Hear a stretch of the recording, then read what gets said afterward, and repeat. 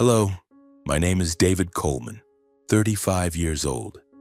I'm sitting here in the middle of a small bee farm in rural Oregon listening to the hum of the beehives.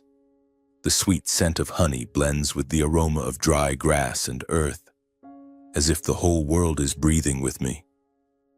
The bees buzz back and forth, each with a purpose, a mission, and I see myself in them.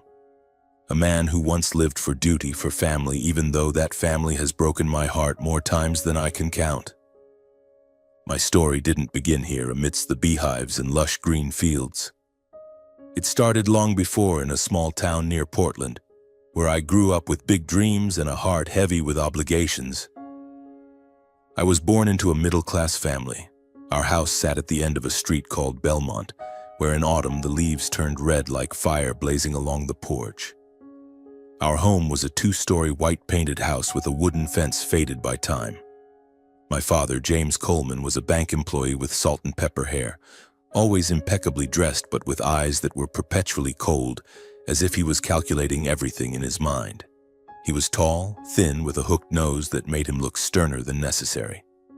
My mother, Linda, was the opposite. She loved vibrant floral dresses, her hair curled in golden waves, but her personality was sharp and critical. She worked part-time at a hair salon, but most of her time was spent shopping or socializing with friends. They weren't poor, but the way they spent money always made me uneasy. I had a younger brother, Mark, 4 years my junior. Mark was a smart, shy kid with big round eyes that always looked at me as if I were his hero. We grew up in a house filled with laughter, but also no shortage of arguments. My parents weren't the type to save money. They took out loans to buy new cars when the old ones still ran fine, threw lavish parties to show off to the neighbors, and never thought about saving for the future. Mark and I, though young, quickly learned to live differently. We shared responsibilities. I mowed the lawn and washed dishes while Mark cleaned the house and did laundry. We didn't want to burden our parents further, though sometimes I wondered, did they truly care about us? When I was 18, I faced a major crossroads. I didn't want to stay in that town where everything seemed predestined. I wanted to do something big, meaningful, and above all, I wanted to help my family find stability.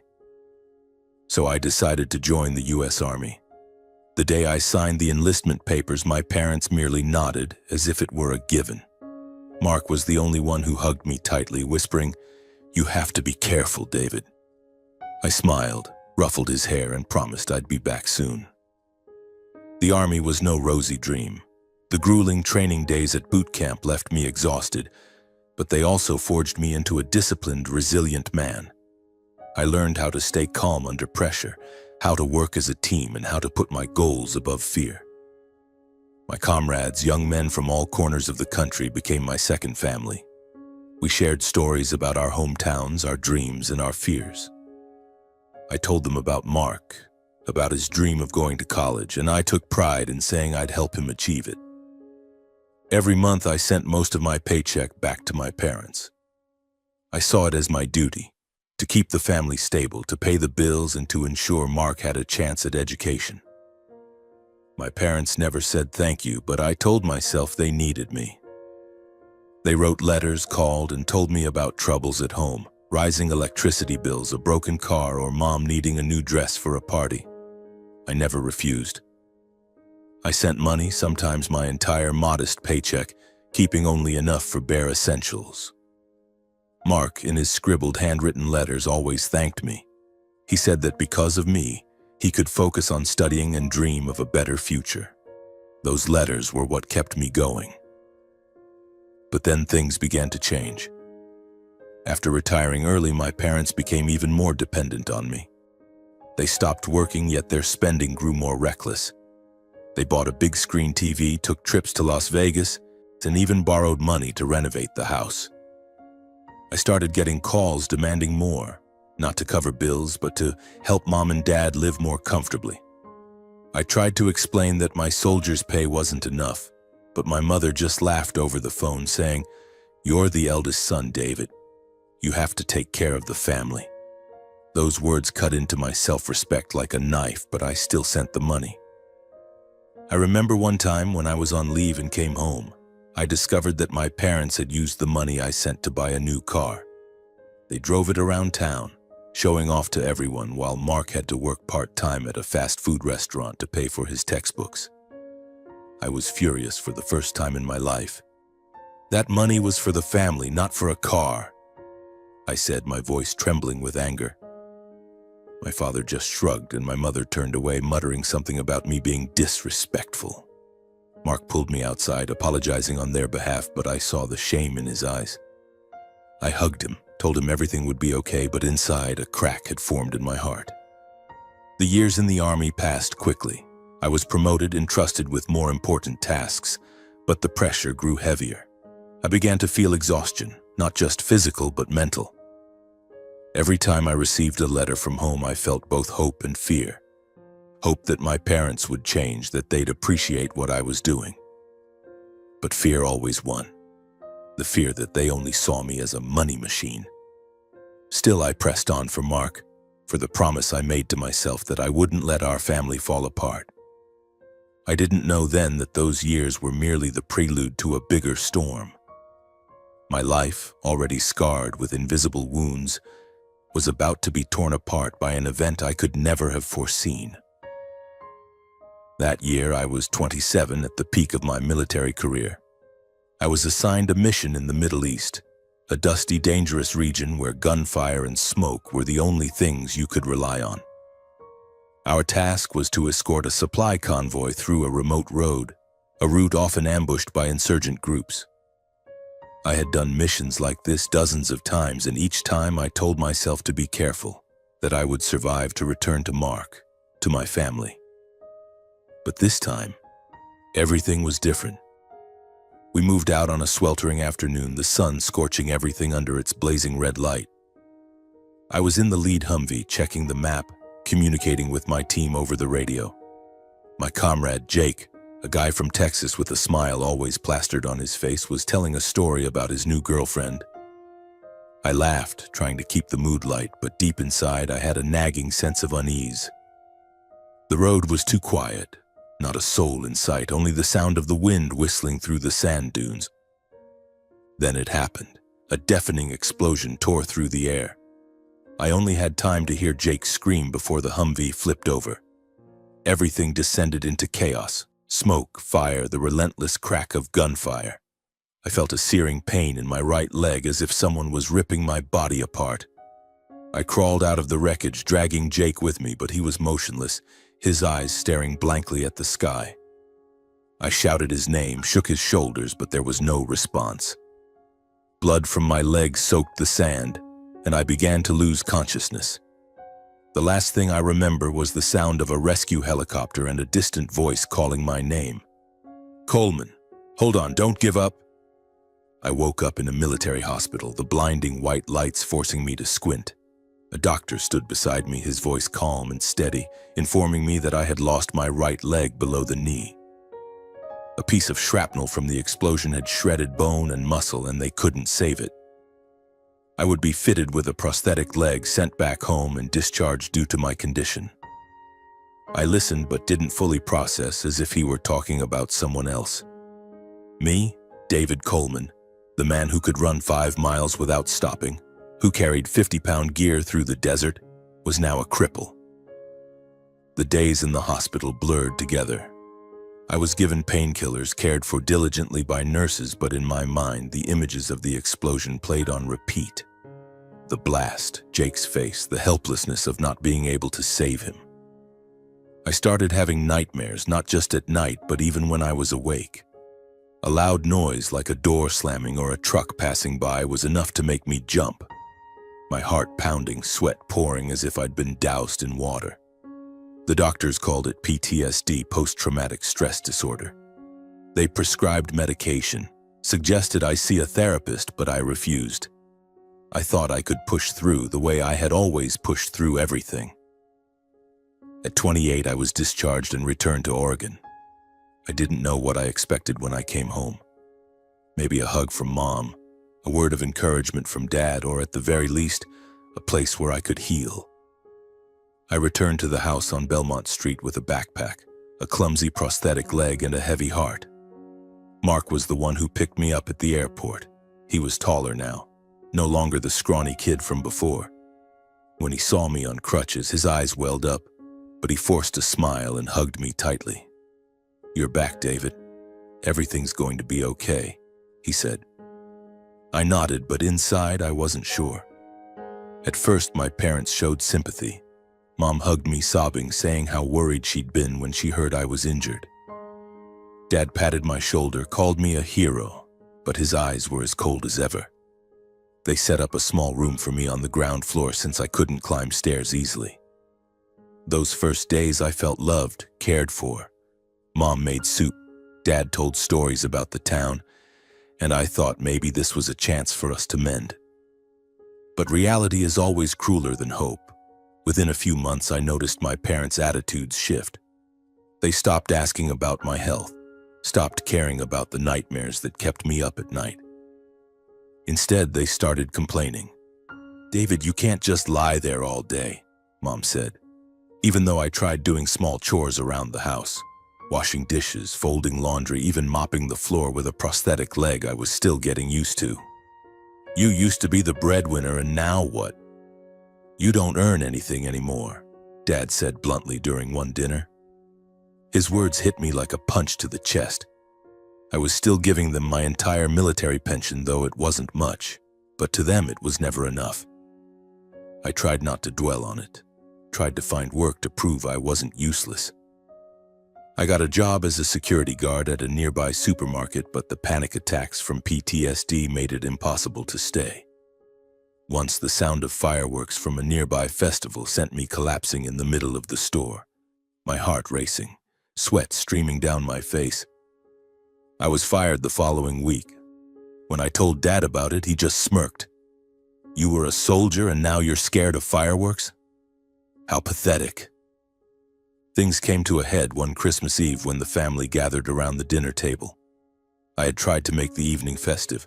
I bought gifts for my parents, scraping together every penny from my pension. But when I handed them over, a knitted scarf for Mom and a cheap watch for Dad, Mom looked at me with disdain. "You think these things make up for anything? You're not the David we were once proud of," she said, her voice icy. Dad chimed in. "If you can't contribute to this family, you'd better leave. We don't need a useless burden here." I sat there, stunned, feeling like the world was crumbling. Mark tried to defend me, but Mom cut him off. "Mark, stay out of this. Your brother's no hero anymore." I looked into Mark's eyes, saw him trembling with anger and helplessness, but I shook my head, signaling him to stay quiet. I didn't want things to get worse. That night, I packed my things, just a backpack, a few clothes, and a photo of me and Mark from when we were kids. I didn't argue, didn't plead. I quietly left the house I had sacrificed my youth to keep together. As I stepped outside, the air was freezing, snow falling lightly, but I felt nothing but an emptiness in my chest. I had lost not only a part of my body, but also my family, or at least what I had thought was my family. I didn't know where I would go, only that I couldn't stay. One thought stood out in my mind: Grandpa Henry. He lived alone on a small bee farm in rural Oregon, a few hours' drive away. I was never close to him, as my parents always kept their distance, but I remembered the rare times I saw him, a kind man with a warm smile and calloused hands from hard work. I texted Mark, telling him I'd be okay, and boarded a bus headed toward Grandpa's. As the bus rolled forward, I looked out the window, watching the twinkling Christmas lights fade into the distance. I didn't cry, but my heart felt shattered. I had given everything, my youth, my health, a part of my body, to keep my family together, but in the end, I was just a burden. Yet in that darkness, I didn't know that a small glimmer of light awaited me. A bee farm, a grandfather, and a new journey to rediscover myself. The bus rumbled along the bumpy country road, carrying me to a remote part of rural Oregon. I didn't bring much, just a backpack with a few clothes and shattered fragments of memories. My prosthetic leg scraped against the seat, creaking with every sway of the bus, a constant reminder that I was no longer the David Coleman of before.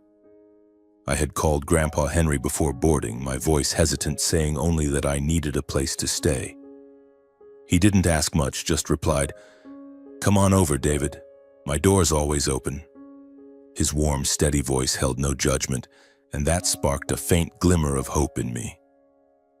When the bus stopped at a tiny station in the middle of nowhere, I saw Grandpa standing there, leaning against an old pickup truck, his baseball cap pulled low over his eyes. He was thinner than I remembered, his hair now completely white, his face etched with wrinkles like a map of a hard-lived life. But when he saw me, his smile lit up like the sun in the dead of winter. "David, you've grown so much," he said, stepping forward to hug me. I returned the embrace awkwardly, trying to balance on my prosthetic leg. He didn't mention it, didn't show pity, just patted my shoulder and said, "Get in the truck. Let's go home."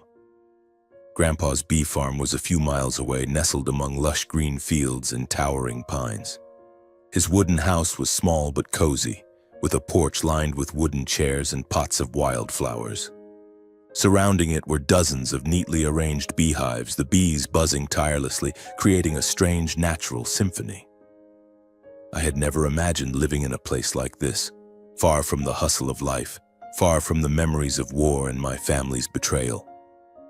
But as I stepped off the truck, smelling the sweet honey and hearing the hum of the bees, I felt an odd sense of peace, as if my heart was allowed to rest, even if just for a moment.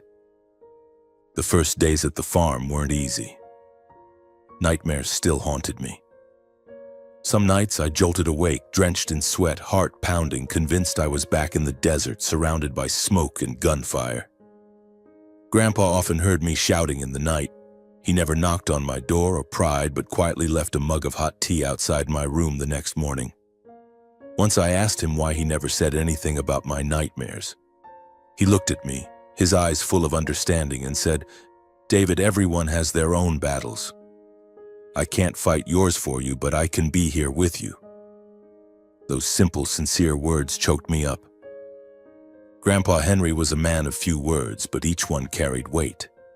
He told me about the bee farm, how he started beekeeping when he was young after losing Grandma. "Bees are remarkable creatures," he said, his eyes lighting up as he showed me the hives.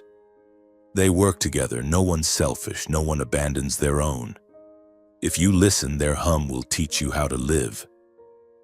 I didn't fully grasp his meaning, but I began helping him, checking hives, replacing wooden frames, and learning how to handle sick bees. The work was slow, requiring patience, but strangely, it calmed me. The steady, rhythmic buzz of the bees was like a meditation, helping me forget my painful memories. One afternoon, as we sat on the porch sipping coffee and watching the sunset, Grandpa suddenly spoke about my father, James. "My son wasn't always like that," he said, his voice heavy with sadness. "But when he married your mother, Linda, everything changed. They lived for themselves, took my savings to spend recklessly. I forgave them, but I never forgot." I was stunned. I had never known that my parents had deceived Grandpa, taking what he had spent a lifetime saving. But he wasn't angry or bitter.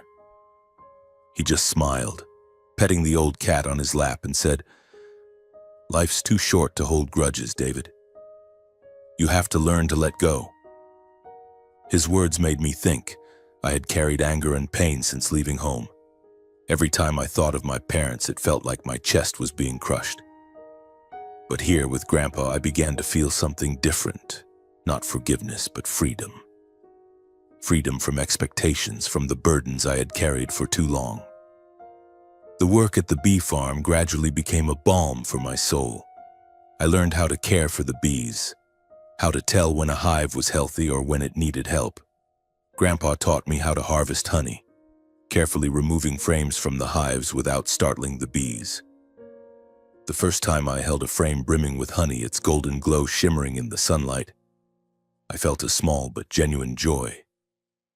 "You did well," Grandpa said, and I realized it was the first time in years someone had praised me without attaching conditions. But it wasn't always smooth. Some days my PTSD returned, fierce and unforgiving. Once, while working in the fields, the sound of a plane's engine overhead sent me into a panic. I dropped a hive frame, collapsed to the ground, clutching my head and gasping for air. Grandpa ran over, said nothing, just sat beside me, his hand on my shoulder until I calmed down. "I'm okay," I muttered, ashamed of my weakness. But he just shook his head. "No one expects you to be strong all the time, David. Just keep trying. That's enough." Slowly, I found a passion in beekeeping. I started reading books about bees, learning how they communicate, protect their hive, and survive harsh winters. I realized that, like the bees, I was trying to survive, not just the war, but the wounds in my heart. Each day I felt a little stronger, even though my prosthetic leg ached when the weather turned cold, and nightmares still occasionally pulled me back to the desert. Grandpa didn't just teach me about bees, he taught me how to live. He lived simply, demanding little, but always found joy in small things: a fresh jar of honey, an evening listening to old records, or a rain that made the fields greener. I began to follow his example, finding joy in simple things like sitting on the porch, listening to the bees, and feeling the cool breeze on my face. One evening, as we ate dinner, just sandwiches and mashed potatoes, Grandpa suddenly asked, "Do you ever think about the future, David?" I hesitated. The future to me was a luxury I couldn't afford. I had lost too much: friends, health, family, to think about what lay ahead. But he looked at me, his eyes shining, and said, "This farm is small, but it has potential. If you want, we could make it bigger. Together." For the first time, I felt I had a new purpose, a reason to wake up each morning. I started dreaming of expanding the farm, not just to make money, but to build something of my own. I told Grandpa about using technology, sensors to monitor hive health, automated equipment for harvesting honey. He laughed, nodded, and said, "Go for it, David. I believe in you." Those words were like a small flame lighting up a dark corner of my heart. In the months that followed, I dove into research. I read about modern beekeeping technology, watched online videos, and even contacted a few experts in Oregon. I began experimenting, installing simple sensors to measure temperature and humidity in the hives. The first time a sensor alerted us to a struggling hive, Grandpa and I saved the colony before it fell ill. He patted my shoulder, laughing heartily. "You're a true soldier, always finding a way to win." But technological improvements were only part of the journey. I realized that if we wanted the farm to grow, we needed to bring our products to market. Grandpa's honey was exceptional, sweet, rich, with the distinctive flavor of Oregon's wildflowers. But he only sold to a few locals, mostly bartering for vegetables or bread. I wanted more.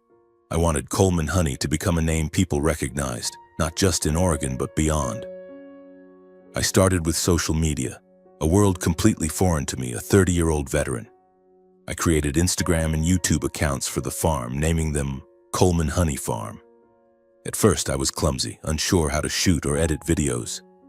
I remember the first time I held my phone to film Grandpa harvesting honey. My hands shook so much the footage was a blurry mess. But I didn't give up. I learned to use simple editing software, wrote short posts about the beekeeping process, and shared my story. A veteran finding new meaning among the bees. I didn't delve into the details of my PTSD or my family's betrayal, but I spoke about my journey of healing. How the hum of the bees helped me find peace. The early posts and videos got only a handful of views, mostly from neighbors and Grandpa's friends. But then, a short video of Grandpa and me checking hives at sunset went viral.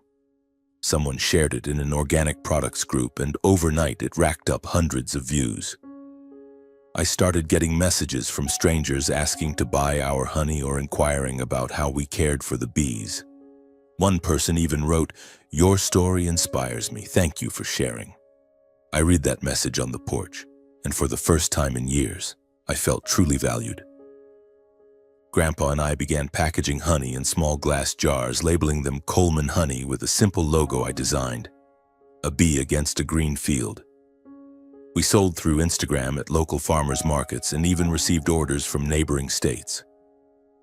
Money started coming in, not a lot, but enough to buy more equipment and expand the number of hives. Grandpa, though well into his 70s, worked tirelessly, and I could see he was happier than ever. "You've made my dream come true," he said one day as we tallied the month's revenue. I shook my head and replied, "No, Grandpa, I'm just carrying your dream forward." Within a year, our bee farm grew beyond anything I had imagined. We hired 2 employees, a young woman named Sarah, passionate about organic farming, and a guy named Tom who had worked at a nearby farm. They brought fresh energy, and I started to feel that the farm wasn't just Grandpa's and mine, it was a small community. We built a brand. Coleman honey became a favorite at organic food stores, and we began shipping to California, Washington, and even a few small orders to Canada. But the growth wasn't just about money or scale. For me, it was a journey of reclaiming my confidence, my sense of self. The PTSD panic attacks still came, but they grew less frequent. Some days, a loud noise would startle me, or I'd wake up in a cold sweat, but the work at the farm kept me grounded. Standing in the bee fields, listening to their steady hum, I felt I was fighting, not with guns or bullets, but with the wounds in my heart. Grandpa was my teacher, my friend, my true family. He never pushed me to be strong, but his presence made me want to become the best version of myself. One day, while filming a video about checking hives, my phone buzzed. It was a message from Mark. He had graduated college, was working in Seattle, and wanted to visit. "David, I saw your farm on YouTube. I'm proud of you," he wrote.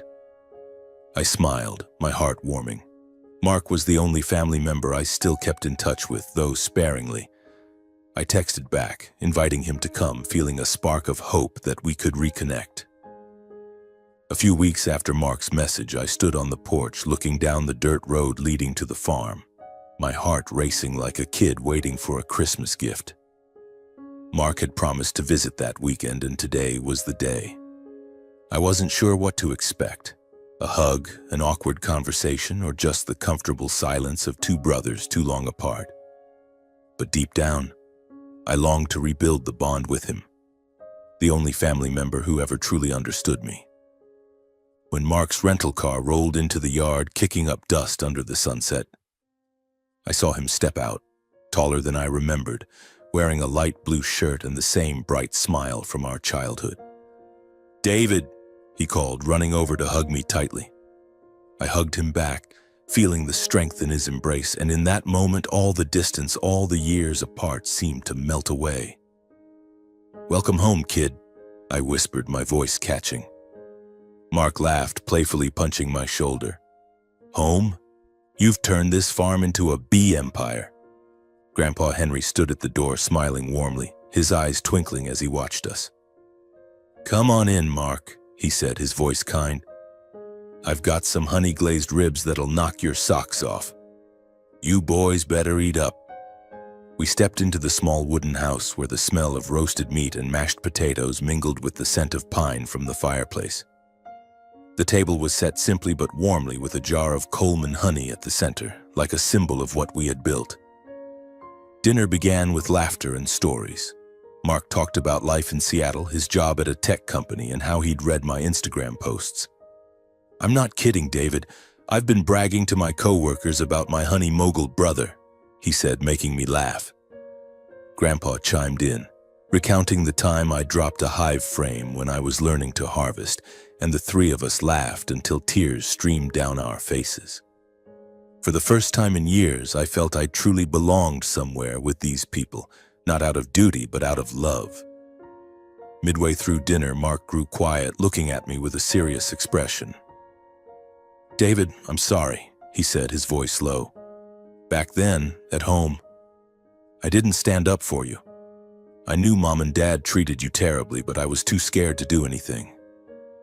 I shook my head, placing a hand on his shoulder. "Mark, you were young, and you did everything you could. I don't blame you." He nodded, his eyes red, and I knew the wound between us was starting to heal. Grandpa, as usual, didn't say much, but his eyes shone with pride as he looked at us. He raised a glass of homemade cider and said, "A toast to cracks that are mending, and to misunderstandings that are fading." We clinked glasses, and in that moment I felt a peace I had never known. Dinner ended with stories about bees, the farm's future, and dreams we wanted to pursue together. When Mark left the next morning, he hugged me again, promising to return soon. "David, I want to be part of this farm," he said, "not just as a visitor, but as family." I nodded, my heart full. As his car disappeared down the road, I stood beside Grandpa watching and knew this was the start of a new chapter, not just for the farm, but for us. The days that followed filled me with a new surge of energy coursing through my veins. Mark had ignited a spark of hope in me, a belief that family isn't just about blood ties, but about those who choose to stand by you, as Grandpa had once said. Our bee farm, now proudly bearing the name Coleman Honey, was thriving. Jars of honey lined the shelves of organic food stores across Oregon, and we were receiving orders from places so far away that I had to hire an extra worker to handle packaging and shipping. I began to dream bigger, not just about expanding the farm, but about turning it into a symbol of resilience, of people who rise after falling. But life, as I had learned from war, never lets you stay comfortable for long. One afternoon, as I was checking the hive sensors under the golden sunlight, a silver car pulled up to the farm's gate. I thought it was a customer, but when the door opened, my chest tightened. It was my parents, James and Linda Coleman, dressed impeccably as if heading to a party. My mother, in a vibrant floral dress, stepped out with a forced smile. My father, in an old suit with his salt and pepper hair disheveled, scanned the farm as if appraising its worth. Grandpa, sitting on the porch, stood up, his eyes as cold and sharp as steel. "David, my son," my mother said, her voice sweet but artificial, like she was playing a role in a drama I had no interest in watching. "We need to talk." I stood there, clutching a hive frame, feeling the past rise up, threatening to swallow everything I had built. Grandpa stepped beside me, saying nothing, but his presence was like a solid wall, reminding me I wasn't alone. "James, Linda," Grandpa said, his voice low and firm, "what are you doing here?" My mother faltered, glancing at my father for support. My father cleared his throat, stepping forward with a forced friendly smile. "We know we were wrong. We want to apologize. We want to reunite as a real family." Those words sounded sweet, but I saw my father's eyes darting as if calculating something. My mother chimed in. "David, we saw your farm online. You've done so well. We just want to be a part of it." I stood frozen, my heart pounding. I wanted to believe them, to believe they were truly sorry, that they had changed. But the memory of that Christmas Eve when they called me useless and kicked me out still burned in my mind. I looked at Grandpa and he gave a slight shake of his head as if he knew exactly what I was thinking. "James, Linda," Grandpa said, his voice even but icy. "You took my savings, squandered them, and now you show up when David's successful. Did you think I wouldn't see through your scheme?" My mother's face paled and my father stiffened. "That was a long time ago," my father said, his voice trembling slightly. "We were wrong, but we want to make it right." Anger surged in my chest, but I held it back, taking a deep breath. "Dad, Mom," I said, my voice calm but resolute, "I spent my youth taking care of this family, sending money home, sacrificing everything. But you only saw me as a money machine. When I needed you most, you turned your backs. I don't need your belated apologies." My mother started crying, but I wasn't sure if her tears were real or just another act. "David, you can't treat your parents like this," she said, her voice choking. "We're family." I shook my head, feeling a strange sense of release as I spoke the words I'd held in for too long. Family isn't the people who push me out when I need them most. My family now is Grandpa, Mark, and the people who stayed by my side. My father's temper flared and he stepped closer, pointing at me. "Who do you think you are, David? Some farm owner? You're still just a crippled soldier who lived off us for years." His words were like a blade, but they no longer cut me. I looked him in the eye and said, "I'm David Coleman, the man who built this farm from nothing alongside Grandpa, and I don't need you to prove my worth." Grandpa placed a hand on my shoulder, his gaze unwavering. "James, Linda, leave," he said. "Don't come back." My mother tried to say something more, but my father pulled her back to the car, muttering about it not being worth the time. As their car disappeared, I felt a weight lift off my shoulders. I was no longer angry, I just felt relieved, as if I had finally cut the ties binding me to the past. But the story didn't end there. A few weeks later, Mark called, his voice brimming with excitement. "David, I've got a week off. I want to come back to the farm, and I've got ideas for the business." When he arrived, carrying a suitcase full of documents and a radiant smile, I knew he wasn't just visiting. Mark had researched bee-related products, beeswax cosmetics, scented candles, even beekeeping experience tours for tourists. "David, we can make Coleman honey more than just honey. It can be an experience," he said, his eyes sparkling. Grandpa and I listened as Mark laid out his plans, and I couldn't help but feel proud. The kid who once relied on me to buy textbooks was now a passionate young man. We started working together, experimenting with new products. Mark designed a line of beeswax cosmetics, moisturizers, lip balms, and we began selling them online.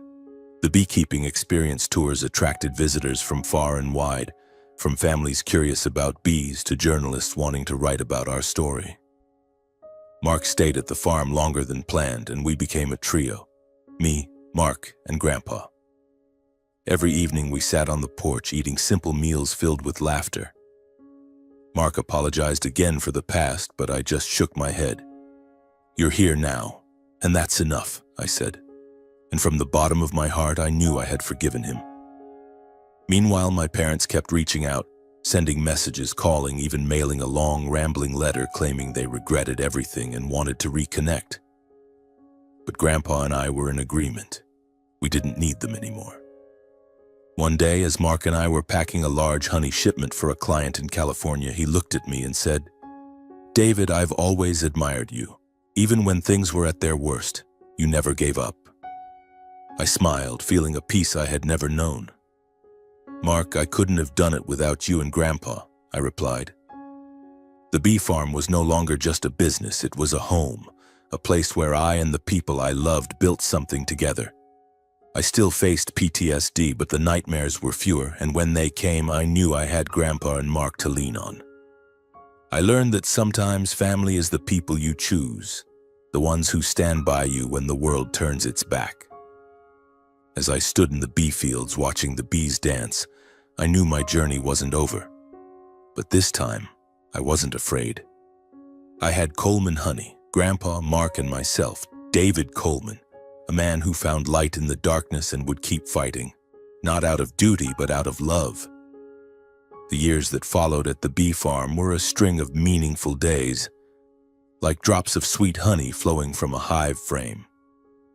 Coleman honey was no longer just a business, it had become part of the community. We expanded our operations, producing not only honey but also beeswax products, scented candles, moisturizers, lip balms, and the beekeeping experience tours Mark had suggested. Small buses brought tourists from Portland, Seattle, and even farther, stopping at the farm to hear our story, to learn how bees live and work as a family. I often stood before crowds, sharing my journey not as a soldier or a wounded veteran, but as a man who found purpose among the bees. I was no longer the David Coleman of before, the soldier burdened by family, the son betrayed, or the man tormented by PTSD. I still had nightmares, nights when I woke up drenched in sweat, my heart pounding as if I were back in the smoky desert. But they came less often, and when they did, I was no longer afraid. I would step outside, stand among the bee fields, listen to their steady hum, and feel my heart settle. Grandpa once said that bees teach us how to live, working together, never selfish, never abandoning their own. I learned that not just from the bees, but from Grandpa, from Mark, and from myself. Mark became an indispensable part of the farm. He moved permanently from Seattle to Oregon, bringing his energy and creative ideas. Together, we built a website for Coleman Honey where customers could order online and read about our story. Mark also suggested opening a small stall at the farm, where tourists could buy products and enjoy honey-infused coffee on the spot. "David, we're not just selling honey, we're selling inspiration," he said, and I couldn't agree more. Every jar of honey, every candle, every tour was part of our journey. A journey of overcoming pain, rediscovering passion, and building a true family. Grandpa Henry, though well over 75, worked tirelessly. He loved sitting on the porch watching Mark and me bustle about, sometimes teasing that we were making a racket and disturbing his bees. But I saw his eyes light up whenever customers praised our honey or a local newspaper wrote about Coleman honey. One day, he pulled me aside and handed me an old wooden box. Inside was a notebook filled with his handwritten beekeeping tips from his youth, along with scribbled dreams of expanding the farm. "I never thought I'd live to see this day," he said, his voice thick with emotion. "But you and Mark made it happen, David." I hugged him, my heart warm, knowing this was the greatest gift I could give him, turning his dream into reality. But not everything was perfect. My parents, James and Linda, didn't give up. They kept sending messages, calling, and even appeared in a local newspaper, claiming to be the inspiration behind my success. I read the article, saw them talk about how they always supported me and were proud of their son, and I gave a wry smile. Mark, when he saw it, was furious and wanted to confront them, but I stopped him. "They're not worth our time, Mark," I said. "They're not our family anymore." Grandpa, sitting nearby, nodded. "Let them live with the choices they made, David. You have us, and that's enough." Grandpa and I decided to cut off all contact with them. I blocked their numbers, deleted unread messages, and focused on the present. I no longer felt anger or pain when I thought of them. I had learned from Grandpa that resentment only weighs down the heart, and I didn't want to carry that burden anymore. My family was Grandpa, Mark, Sarah, and Tom, the people who worked with us at the farm, and the customers who sent thank you notes for a jar of honey or my story. Family is those who choose to stand by you, not those who show up only when you succeed. One autumn afternoon, as the bee fields glowed under golden sunlight and the scent of wildflowers, I stood in the farm, looking at the neatly aligned hives and the bees buzzing tirelessly. Mark was guiding a group of tourists, showing them how to check a hive without startling the bees. Grandpa sat on the porch, reading an old book, his elderly cat curled up beside him. I smiled, feeling a peace I had never known before. I thought about my journey, from a young man full of ideals joining the army to a wounded soldier, a son abandoned by his family, and now a man who found meaning in the simplest things.